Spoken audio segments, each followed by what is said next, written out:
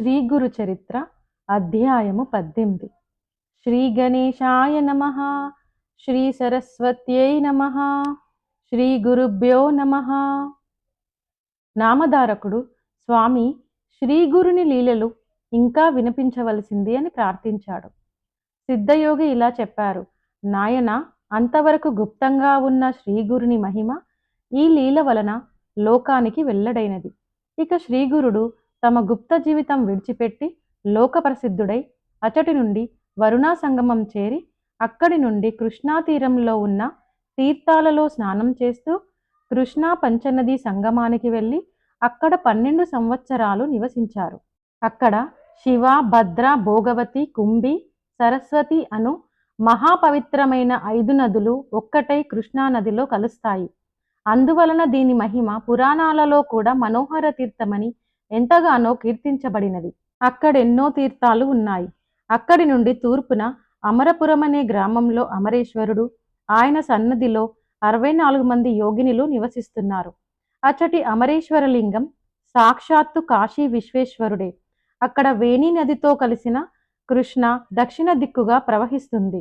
అక్కడకు ఉత్తర దిక్కున శుక్లతీర్థము, ఉదంబర వృక్షం దగ్గర పాపనాశ తీర్థము, కామ్యతీర్థము, వర్ధ తీర్థము ఉన్నాయి. సంగమంలో శక్తి తీర్థము, చామర తీర్థము, కోటి తీర్థము ఉన్నాయి. అవన్నీ అపారమైన మహిమ కలవే. అచటి కృష్ణా పంచగంగలో స్నానం చేస్తే సర్వకార్యాలు నెరవేరుతాయి. అది గొప్ప తీర్థక్షేత్రం. దాని దర్శనం చేతనే అభీష్టాలు నెరవేరుతాయి. అచటి మేడి చెట్టు సాక్షాత్తు కల్పవృక్షము.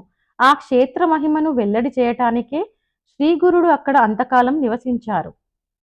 శ్రీ నృసింహ సరస్వతి స్వామి ప్రతిరోజు భిక్షకు అమరపురానికి వెళ్తుండేవారు.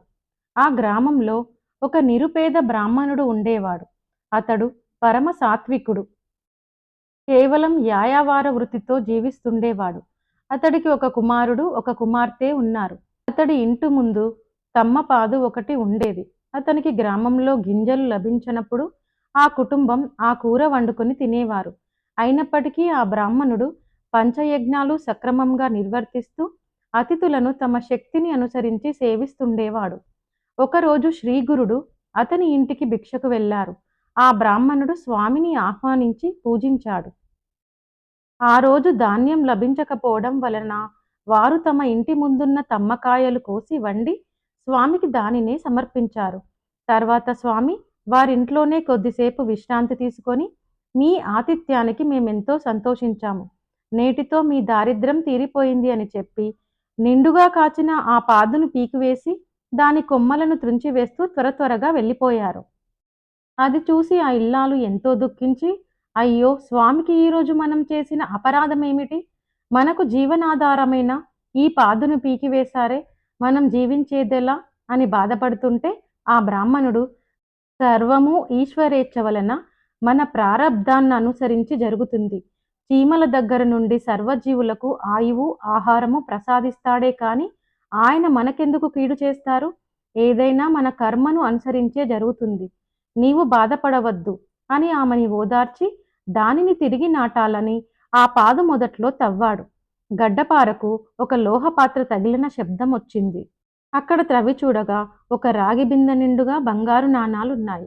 అతడెంతో సంతోషంతో దానిని తన భార్యకు చూపి, చూసావా, స్వామి ఈ లతను పీకి వేయడం వల్లనే ఈ నిధి మనకు దొరికింది. ఆయన సాక్షాత్తు పరమేశ్వరుడే అని చెప్పాడు. వెంటనే ఆ దంపతులు శ్రీగురుని దర్శించి ఆ వృత్తాంతం ఆయనకు విన్నవించారు. అప్పుడు శ్రీగురుడు, నాయనా, నీవి విషయం ఎవరికీ చెప్పవద్దు. చెబితే సంపద నశిస్తుంది.